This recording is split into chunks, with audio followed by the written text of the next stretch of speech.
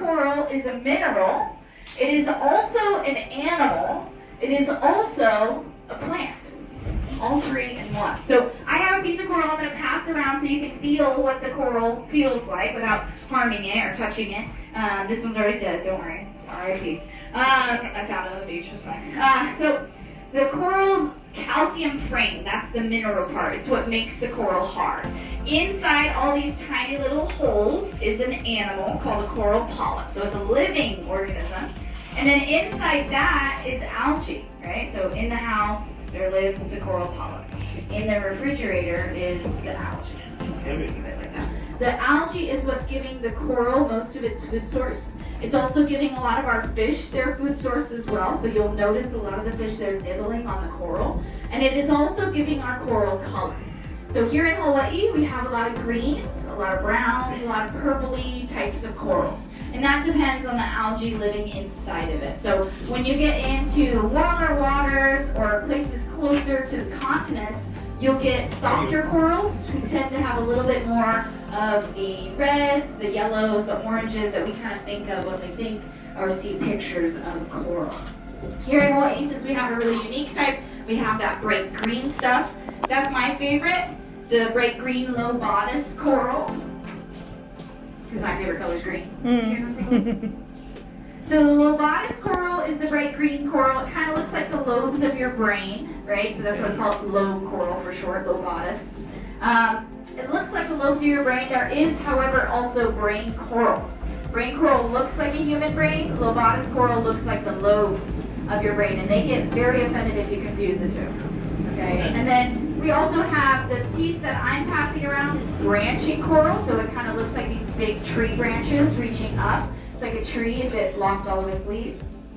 Also, right, it's pretty cool. And then we also have plate coral, which looks typically like our dinner plates. Mushroom coral looks like the underside of a mushroom. Cauliflower coral, can anybody guess what that looks like?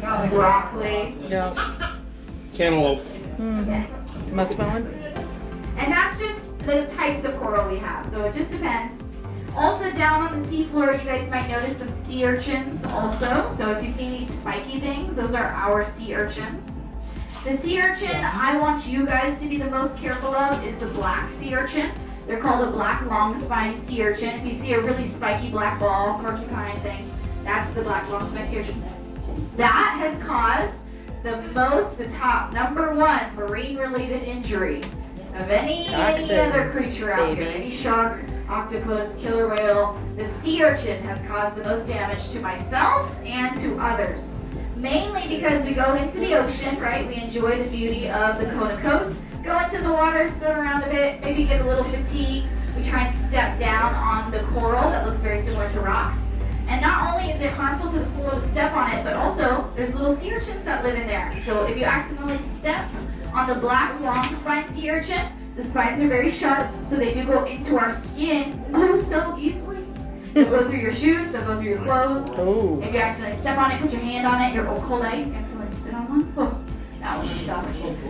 And if the spines go into your skin, they're backbarred, so you can't pull them back out. Oh, like a So porcupine. it sticks you, and it'll stay there. It leaves little black dots wherever you accidentally touched it. We call it the Hawaiian temporary tattoos. Right? It's a real big bummer on your holidays. It's like stinging at first, like a bee sting, and then it's like having a splinter in your hand or your foot or your okole for about a week until your body can dissolve it. Yeah, it's not fun. We call them vana in Hawaiian, so vana, W-A-N-A. How you can remember that warning, guys, and their Hawaiian name, you never vana touch it. Okay? Never vana. Okay, that was good. But there's other types of sea urchins. We have red sea urchins. Those are called pencil slate sea urchins. I can take it. Oh, thank you. The red sea urchins are typically nocturnal, so they're going to be really tucked into the reef. They're a little bit harder to spot unless we're really, really close. And then my favorite sea urchin is the collector sea urchin, which doesn't have spines at all, actually. It looks like a little round pin cushion on the bottom, a little hockey puck. We call them collector sea urchins because they have little suction cups and they'll collect things. So they like shells, pieces of coral. They put it up on their heads. I like to think they do this collection behavior to accessorize, but really it's just for food and for camouflage. But you can find lots of stuff on the back of a collector's sea urchin, so keep an eye out. About 2 weeks ago, I had somebody spot a $5 bill on the back of a collector's sea urchin. Oh, dang. Yeah, so I went swimming after that. Yeah, you're dang right. And probably top thing, however, my favorite memory of COVID. You guys remember that? 2020. Oh, bad memories, bad memories. Well, I have a funny one. So here in Hawaii, COVID was kind of weird because every plane was not bringing anybody in, no taking anybody out. So, and it was like illegal. You would get a fine if you were caught sitting on the beach, right? But you could go swim. They encouraged you to go exercise. So everybody and their grandma would go swim every single day to get out of the house, right? So some of the sea urchins were also concerned because all these people started getting into the water with this new potential virus, right? So some of the collector sea urchins would take precaution. Some of them would wear surgical masks. Oh, the poor Down on the babies. seafloor. Poor Yeah, thing. we would go swim, and then someone would be wearing, and then you take them, and you'd be like, thank you. Eat it. I left mine at home.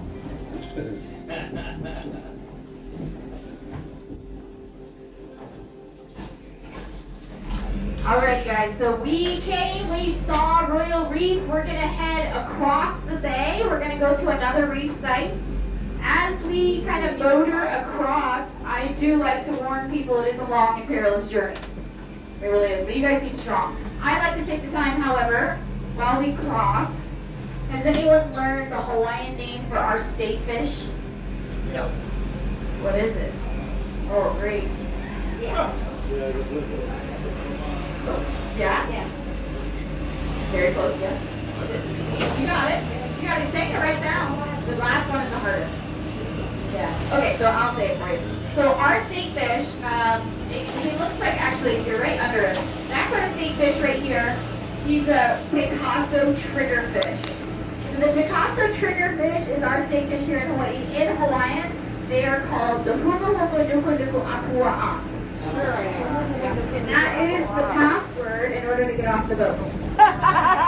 Okay, so I know you guys probably heard that word. You've probably been around the block for a little while. If you notice, every single block here in Hawaii has a different 21-letter long name.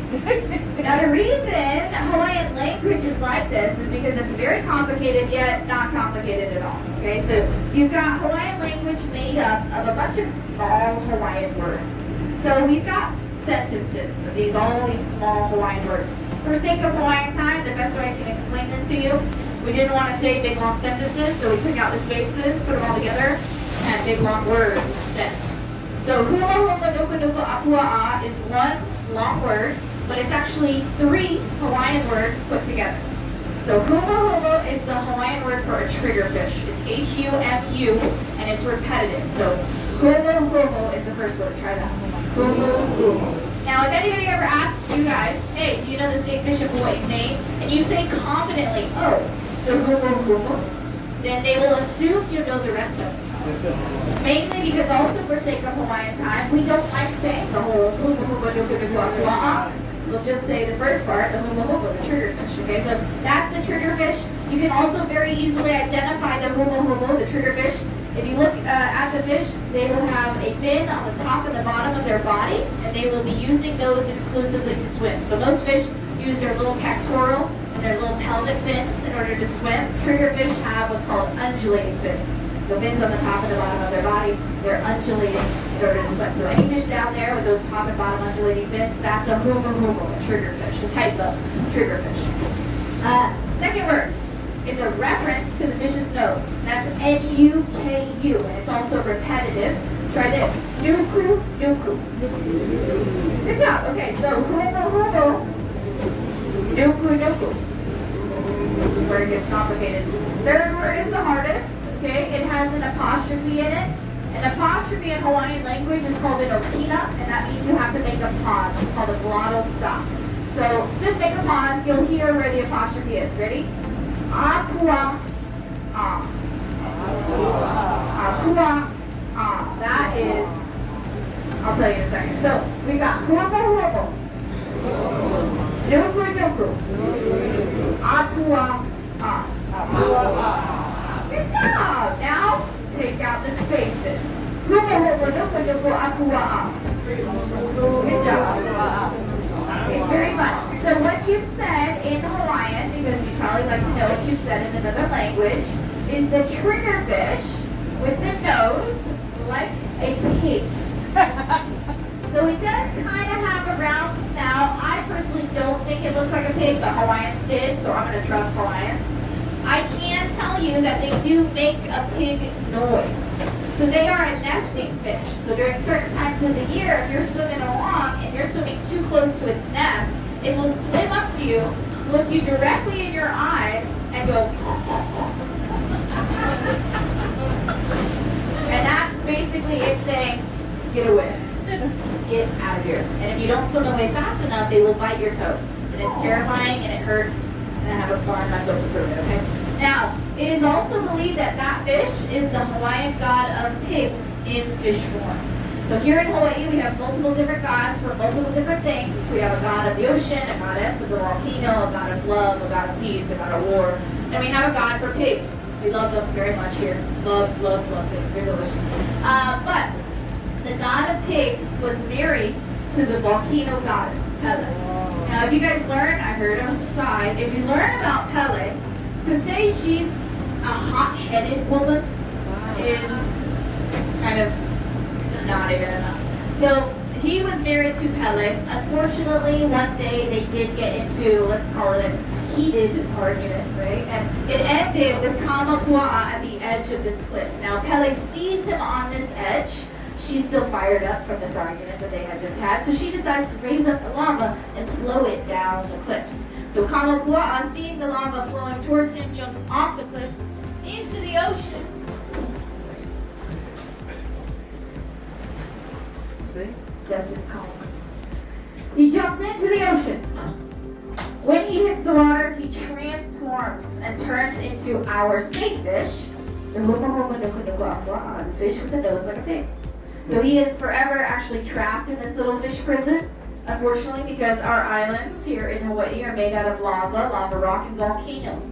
That is all considered the volcano goddess, Pele. We know, unfortunately, Kamapua'a is still sleeping on the reef in the fish house. You know what I mean? We've all been there. Yeah. He in the doghouse. Yeah. All right, guys, so we're cruising along this side. We're gonna cruise up the coast. Now, we have reef systems all along our shoreline, but one thing I do like to point out is, you guys, is anybody off the ship? You guys all off the ship? Oh, cool, awesome. So you guys were, where, in Hilo yesterday? Yes. Did anybody get to see some really nice waterfalls while they were over there? Yes, yes, we did. Very well known. Now, Kona technically doesn't have waterfalls, I'm sorry to say. But it's a local secret that we actually do. Okay, so if you look off to the right-hand side of the boat, just real quick, you will see Kona waterfalls. Oh. Little itsy-wincy baby waterfalls. Yes, I know, don't be impressed by it. I know it's not that impressive. It's not the big cascading ones that people look for, but we do have baby mini waterfalls we like. We don't advertise it though, because then people will get upset. But we don't have waterfalls in Kona, real ones. And we appreciate that because you guys might have noticed the difference in the water quality and color in Hilo versus here in Kona. The main reason that their water is brown is they have a lot of rain, a lot of rivers, a lot of beautiful cascading waterfalls, but all those rivers tend to go into the ocean. And so then it introduces a lot of sediment into their water and it turns it brown. So since we don't have any of that here, we get the beautiful visibility in our water. We get, usually today's visibility is about 70 feet. And then we just settle for mini waterfalls. So we get the best of both worlds. There you go. But as we're kind of cruising up this coastline, there's a lot of big boulders down there. So we see a lot of big lava boulders and coral growing on them. We are heading to a reef site. I don't want to tell you the name of the reef site that we're going to, but I'm going to do it anyway. It's called Shipwreck Rock. Cool. Yeah, so it's the biggest boulder out here. Say that 3 times fast. Shipwreck Rock, I know. Yeah. So Shipwreck Rock caused, I'll be honest, a couple boats ran into it. Okay, back in the 90s. It sits about 4 feet from the surface. And then they had to put a lighthouse, little baby lighthouse, mini waterfall, mini lighthouse, up on the point to tell the boats, hey, don't come near this point. There's a big rock, right? A couple boats ran into it. Glass bottom boat obviously heard about that and said, we have to go look at it. So we're going to go look at it. Along the way, though, we do see lots and lots of fish on this reef site. So not only yellow tangs, we have a lot of other sturgeon fish like the yellow-eyed tang. So if you see a little black fish with a yellow eye, that's the yellow-eyed tang. Yep, see those? We also see the orange spine tang, so with the orange and white scalpel blade on the base of its tail. They're a little bit bigger than the yellow tangs. So those are all in that sturgeon fish family, anyone with the last name Tang. And then we also see some butterfly fish in this area. So butterfly fish are typically people's favorite types of fish. Butterfly fish are very vibrant, they're very colorful. They're flat like the yellow tangs, but they have lots of stripes and dots and beautiful colored patterns. It is hard for me to tell you exactly what they look like. Mainly, there's 138 different types. They all have different stripes and colors and dots. And I can't name all 138 in the species list alphabetically, but I'm going to save you guys in trouble. Now, we have a couple examples of butterfly fish up on the wall, so you can keep an eye out. Unfortunately, we do not have clownfish here in Hawaii. We don't have the Nemo character that a lot of people look for. Their larvation stage isn't long enough to actually get up to us. We do, however, have the second funniest fish in the ocean. We have the clown butterfly fish. This guy. So he's got beautiful orange stripes going up his body, really cool facial stripes as well. So that is the clown butterfly fish.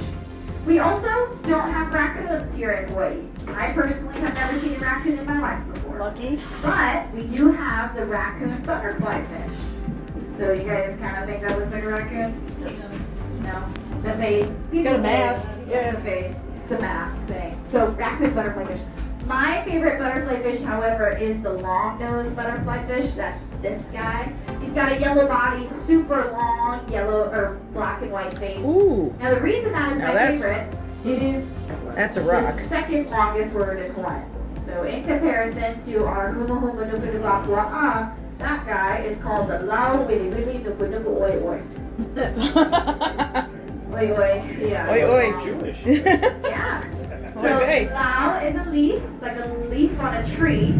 Willy willy is a native tree that we have. It's called the willy willy tree. Nuku nuku, what does nuku nuku mean? Your nose, right? And then oi oi is a very loose translation of how it's long. So when you put it all together, the lau willy willy nuku nuku oi oi is the long-nosed fish that looks like the leaf of a willy willy tree. That's what it means in English. Or you can always just call it the long-nosed butterfly fish. That's that guy. Were you with the rocket? Oh, kind of. Been We're there. going to go over it a couple of times so everybody gets a really good view. With the urchins attached to It's it. over somewhere. Okay. Tara's going to get us over it a couple of times. It does sit 4 feet from the surface of the water. We sit about 2 feet down into the water, so we usually have about a 2-foot insurance policy. How much does the tide fluctuate? That's a great question. 2 feet. Yeah. Yeah, let's say that. High tide.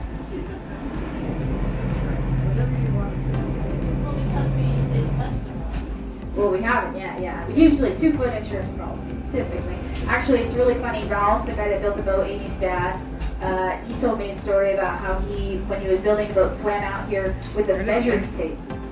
Measured from the top of the rock to the surface. So we knew exactly how much Right there. he had. Here we go. Shipwreck rock. That is cool. Oh, big rock. That is. There's a lot of those butterflies. There's a lot of urchins on there. Tiny bubbles.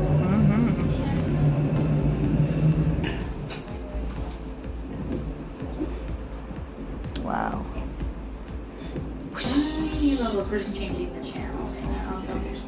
It's all spoken mirrors. This is just TV screens down there. No, I'm just kidding. They're not Sharpie. So guys, the reason that a lot of fish kind of hang out at Shipwreck Rock, it is very well known to be a fish cleaning station. So here in the fish world, there are doctors, dentists, and dermatologists. Is anybody a doctor, dentist, and dermatologist on the boat? No? Okay, so we do have a doctor, dentist, and dermatologist down below. He's called a Hawaiian cleaner wrasse. The wrasse, W-R-A-S-S-E, not the other one. The wrasse fish is the doctor, dentist, and dermatologist, so they set up their cleaning station typically on top of the rock, and then the bigger fish will come to get cleaned. So basically, if any fish comes from far and wide, he'll arrive at Shipwreck Rock. He's a Hawaiian fish, so from Monday to Friday from 9 to 3, even when Google says it'll be open, sometimes it's closed. But once the station is open, all the fish sit down or just stay motionless in the water, and then the wrasse will check that fish out. If they have any wounds, they'll clean out all of their wounds. If they have any bacteria growth in their gills or their fins, they'll also clean out any of their bacteria. They'll also give them a little hairdo in the process. And if the big fish decides to leave its mouth open, the wrasse, trusting that that fish won't eat them, will go into their mouth and also clean their teeth. It's a universally accepted behavior, which is really fun because predator, non-predator, it's a place of peace. Everybody gets clean. That also means if you guys are adventurous snorkelers, maybe you want to live out a mermaid fantasy. If you were to swim up to a cleaning station, sit motionless in the water like the other fish do, and just leave your mouth open. No, thank you. You first. They've done it. They go for your ears first, which is weird. They go for your ears, they'll go, and then they start going for your tongue mostly. Wow. Yeah, no thanks. It's kind of fun. They will clean your teeth. So, free, dental care, universal, Floss of the sea. flosser of the sea. It's great. Love it. Depending on how long you can hold your breath for. And going back to those butterfly fish, guys, that I was talking about, I did forget to tell you this one really sweet thing about butterfly fish is they're flat, they're very colorful, but you find them almost always in a pair. And the reason you find them in pairs, butterfly fish mate for life. Aww. So they'll go out on their first little fish date, they'll say, you're the fish for me, they get fish married, then they spend the rest of their lives with their mates. Now, isn't that a sweet story? You go on dates perpetually, they're just always holding fins, just hanging around. Now, the story is very sweet. Unfortunately, the story does take a turn. Ooh, does she eat him? Towards the end of their life, right? Towards the end of the butterfly fish's life, unfortunately, if their mate swims on up to fishy heaven, the remaining mate in the ecosystem will start looking for that mate. When they can't find them, they start getting stressed out visibly. You can see them cruising around the reef looking for something that's not there. Their fish friends see them all stressed out and they say, hey, maybe get back out there. She left. Try dating again. Nope. Why? Because there's plenty of fish in the sea? I was just going to say that, Dark. No, there's not plenty of fish in the sea for the butterfly fish. They only mate once. So typically what does happen is they start going out really at night to the rough parts of the reef system, local dive bars. They'll start drinking a lot, get into a fish fight with a loan shark or the pool shark, and then follow their fishy mate right on up to fishy heaven. Now, that I know is a very sad story, but if you think about it, butterfly fish out here in Hawaii have a life expectancy of around 10 to 15 years. Nice. So if you're asking me, they are doing something right because that is longer than half the land marriages I know up on that island. So you're doing something good. All right, guys, so we're cruising out to sea. Now, we're going to call this part the drop-off. We're going to drop you guys off about halfway to the cruise ship. I'd make it. Just kidding. You guys have been great, so we're going to give you a free ride back to the pier. No, the bottom drops away pretty quickly, actually. We're not very far offshore, and already this is about water. See, my gauge is off today. I don't know, by 10 feet. What did I say, 7, and it was 15? 10 feet, my gauge is off. So any depths I say, just add 10 or minus 10. All right, we're only going to go up to about 100 feet. So this is 90 now. We're going to get into 100 feet here in just a second. This is what we call blue Hawaii. So it drops off pretty quickly. There's nothing between us and the seafloor besides a whole bunch of water. The water absorbs all that light, reflects back blue, and so we call it blue Hawaii because it's a beautiful blue color. The reason it does get very deep very quickly is we are on the youngest island here, on the island of Hawaii. This is the youngest island in the Hawaiian island chain. So our island starts at about 16,000 feet below sea level, all the way down there, 16,000 feet. What's down there is called a stationary hotspot. A hotspot is a big buildup of magma under the Earth's crust. It creates upwards pressure. That pressure breaks through the Earth's crust and causes an underwater volcano to form. Then that volcano grows until it finally breaks the surface of the ocean. Then we build a town on the peak. Right? So if you're looking at the slope of this volcano here, because this is one of 5 volcanoes on our island, the slope of Hawai'i is generally the same on top as it is on the seafloor. And that's because she comes right up from that seafloor, and just her peak is above the surface. But every single island here in Hawaii came from the same hotspot. So how does that work? Well, the islands come up, but they're also going to move over with the crust of the earth. As the Pacific tectonic plate moves, it will move the islands away from that hotspot. That allowing the hotspot to create another underwater volcano that will turn into another island over time. So every island at one point came up right here. And then they slowly move over. So Kauai, are you guys going to Kauai during your trip? Yes. So Kauai was once right here. And over the course of a few billion years, she moved along her merry way with the Pacific tectonic plate, allowing another island to pop up. That island is called Oahu. Then Oahu was here and moved over, and then you get Molokai, Lanai, Maui, Ko'olave, and Hawaii. Now Hawaii, it gets confusing because isn't that the state's name? Yes. The island has been named Hawaii for hundreds of years.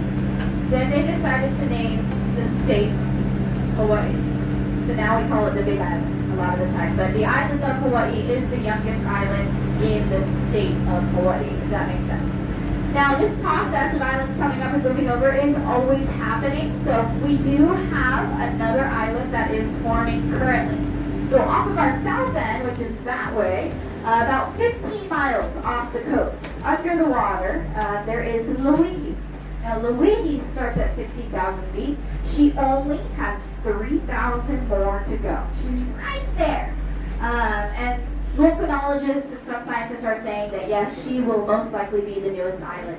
So if you guys are wondering, yes, I did hear about Lauihi and decided to go ahead and get my realtor's license. So if you guys are interested, I can get you in on the ground floor of an ocean view property. It's a beautiful property. I'm sure the prices right now, those properties right now, guys, are rock bottom. Okay, so for a one-time only non-refundable cash investment, I can get you guys in. So let me know if you're interested. $20, I don't know.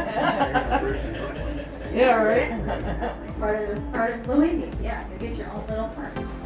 If you guys are interested, your property will most likely be at the surface of about 5 to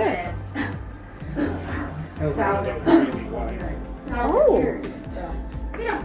The grumpy faced ones? Yeah, grumpy face. Oh yeah, saw pufferfish. Yeah. They're little grumpy guys. They are grumpy guys. They're little dogs. They're so damn cute. Those are my favorite. Pufferfish and yellow tanks. Those are my favorite. And I say every fish is my favorite. That one, really. So guys, we're gonna kind of slowly bob back towards the pier. One fish that I do like to talk about that I haven't talked about yet, which, oh my gosh, it seems like I'm talking about a million fish, is the parrotfish. Now, parrotfish, if you have seen a vibrantly blue, crazy blue fish, that is the male of our parrotfish. So they kind of look like this guy on the wall. So don't always have orange faces. Sometimes they blue, sometimes they're purple, but just depends on the parrotfish. But the bright blue ones are the males. Now they're very flashy, they're very fun to spot. The majority, however, of our parrotfish are female, and they're red. So pretty unique. Typically looking at fish, you cannot tell the sex of the fish just based on its color. With parrotfish, you can. The majority, however, of our parrotfish are going to be female, the red. And that is mainly because girls rule and boys Drool. Yeah. also, every single parrotfish, when they are born, they are initially born female. Every one of them. Every last one. So maybe learning about the birds and the bees and the fish in the sea. In most cases, you do meet the boy fish, the girl fish, they meet, they fall in love, they make baby fish. So when there is a need for a male, whether the dominant male in the ecosystem has swam away or gotten eaten by me or another fish, the dominant female then figures it out. She's like, he's gone. So now she has to produce hormones. Those hormones will start changing her color from the reddish brown. She'll start turning to the bright blue and will also change her sex from female to male. It takes her only 2 weeks to do this. Wow. And she does it all without visiting any surgeon fish. And she can't change back. It's never been seen in the wild. But if you were to put a bunch of male parrotfish in your fish tank, within 2 weeks, you will have a few females in that fish tank ready to go. Damn. Life finds a way with fish and frogs. Now, that is not the coolest thing about parrotfish, believe it or not.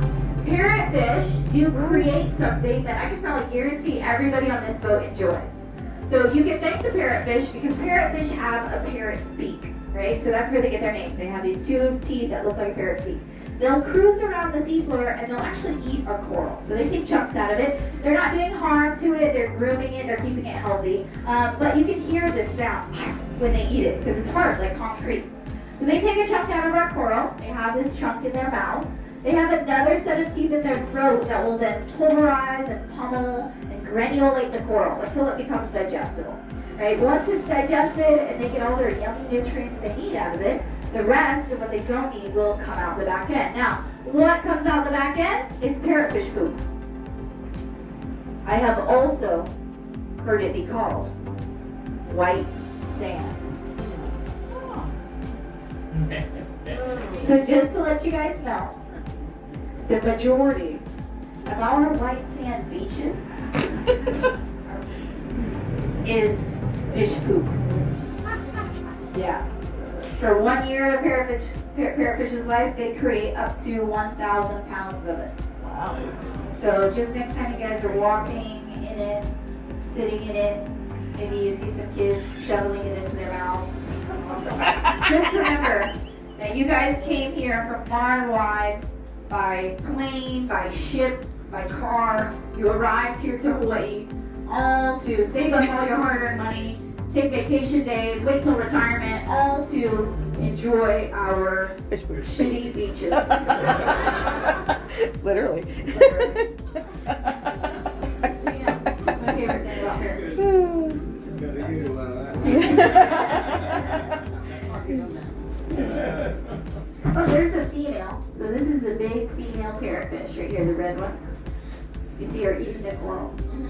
Keep an eye on her. She might give us some sandy beaches here. Speak of the devil. Pretty yellowfish. Also, guys, in this area, this is when I kind of like to talk about the health of our reef system. So the closer we get to the pier, we see a little bit of the live, a little bit of dead coral. That's just the reality of what we kind of look at sometimes on the glass bottom boat. There's a female parrotfish. There's a turtle. There's a turtle! Where? Right here. Back up a little bit, Tara. Back up a little bit. Yes. He's coming. You might be able to see him on this side. Oh, the edge won't. He's coming up. He might come up for breath on this side of the boat. Hold on 1 second. Let me see if I can. Did you see it over your back? Yeah. Did you see it? I saw it. Okay. Can't do that much older. Very little. Well, you guys did something good in your past lives. That's what I'm saying.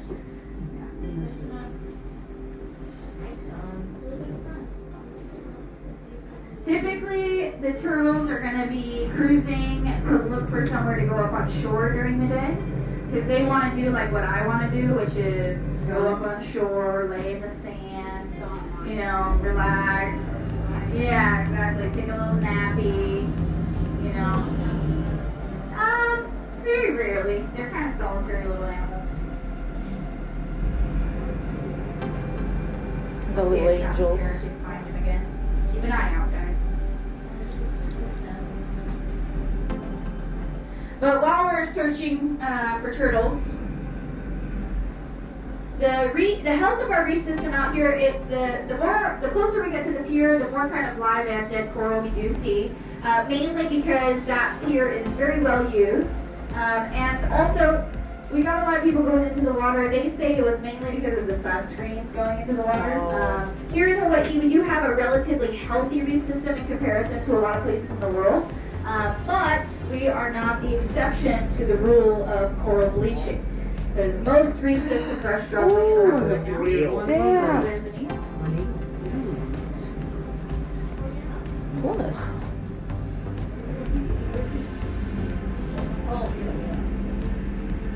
So here in Hawaii, we do a lot to try and preserve our coral and preserve our reef systems, mainly by creating marine conservations, protecting the coral, protecting the fish.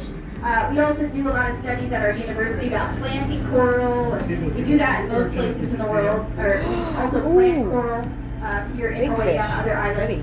Now, if you guys are wondering what you can do to help make a difference in our reef system, it's mainly just when you're getting into the water. You guys already do a great job coming on the glass bottom boat because you don't make a very big carbon footprint. When you go on a glass bottom boat, you can see the underwater world without getting wet, without touching anything, without harming anything. So we appreciate you guys all ready for that. But when we go into the water, which I recommend because it's a beautiful sunny day and the water is great, we never want to step on anything that isn't sand, right? So I know I told you it's parrotfish poop, but that's how we can guarantee you guys won't get hurt, right? Because remember the sea urchins. And also the coral doesn't get hurt, right? Because all those little organisms, they do get smothered pretty easily when we stand on them.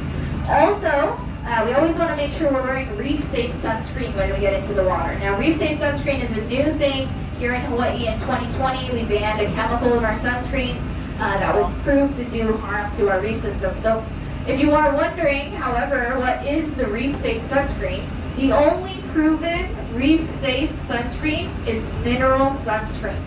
So you do have a couple companies out here that will leave chemicals in their sunscreens that kind of do the same thing, but they'll take out the chemical that we banned, oxybenzone, and then they'll advertise it as reef-safe, even though it still has those harmful potential chemicals in it. So the only way that we can really guarantee you we're not going to do any impact is by wearing that mineral sunscreen. And that is the best sunscreen for your health as well. Just, I could go into that, but the mineral sunscreen is the best when we're going into the ocean entrance. And then we we are dropping you off here pretty shortly. You guys got off a boat, on a boat, off a boat, on a boat, so you haven't got to explore town yet. So we're dropping you off on the Kailua Pier right here, guys. This is the start of Ali'i Drive, which is the main strip of Kona town. It goes down 7 miles down the coast, but I'm going to tell you right now, within the first quarter mile, just right here, you have the most shops, the best restaurants, and lots of history as well to explore. So we're going to lead you to your exploring. If I can have everybody remain seated while the boat is getting tied up, and then we'll give you the cue to abandon ship. But last thing, guys, mahalo nui loa. Thank you so much for joining us out here on the glass bottom boat. We hope you enjoyed your trip, saw something cool, learned something new along the way. If anybody wants a free souvenir, we have little fish cards available right over here. This was drawn when the boat was first put in the water, so it's a fun little vintage souvenir. If you did feel like you did an absolutely fantastic job, and I mean fantastic job, you can always feed our fishy that we have over here. He likes to eat 5s, 10s, 20s, 100s. And then last thing before anybody departs off of the boat, guys, what was the state fish of Hawaii's name again? Huna, huna. Nua, nua. Luka, luka, kula, kula. That was close. That was really close. I was going to accept also triggerfish. With the real word, let's say it all together. Humu, humu. Nuku, nuku. Apua, good job. That was really good, guys. Good job out there. I wasn't even close. Nope. I had used in it. I had ooze. What does it here? She say Numa Numa? Yeah. We're not doing dragon steak and take.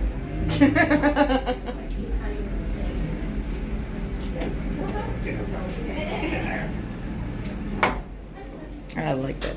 So clear.